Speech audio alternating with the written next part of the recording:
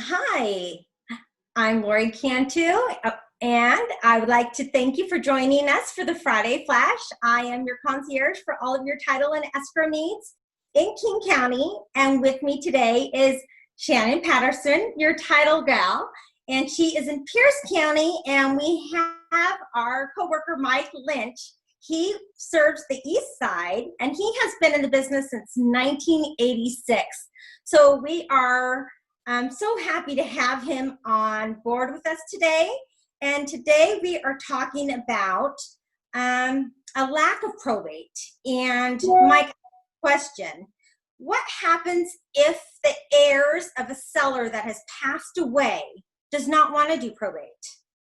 Sure, that's a great question, and it happens all of the time. We get those questions from real estate agents asking about that.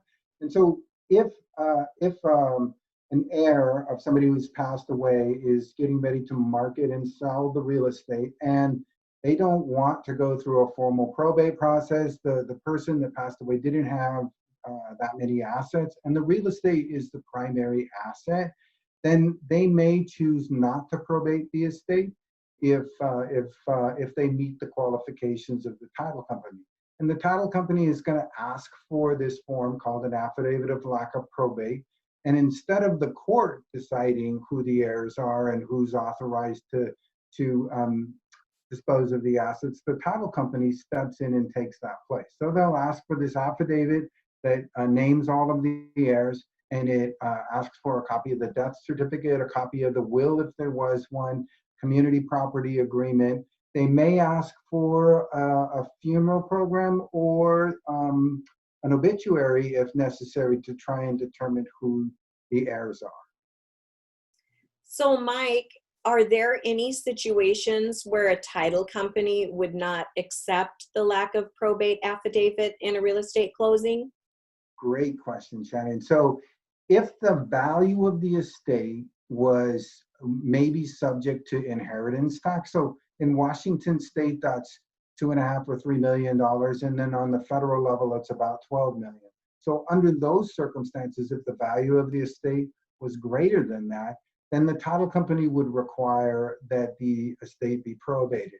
Also, if you had conflicting demands from the heirs, saying, say you had multiple heirs and each was saying that they had the right to sell the property, or if the will was different than what the heirs are saying, then a title company may not want to take the burden of a dispute after the fact by the heirs where they went to court to try and argue over the assets.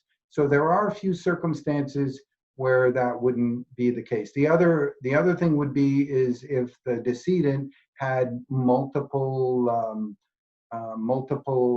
medical expenses and a lot of debt, then we might say that they need to have the estate probated. Thank you. Well, that's good information.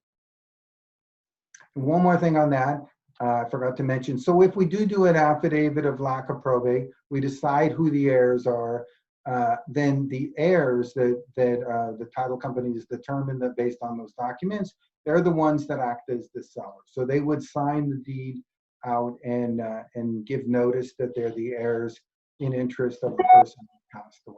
So that's basically how that works. So that's affidavit of lack of probate. And then I believe next week we're going to talk about transfer on death deeds. So make sure you guys stay tuned for next week's segment. Yes, stay tuned. Thanks for watching. Happy Friday. Bye.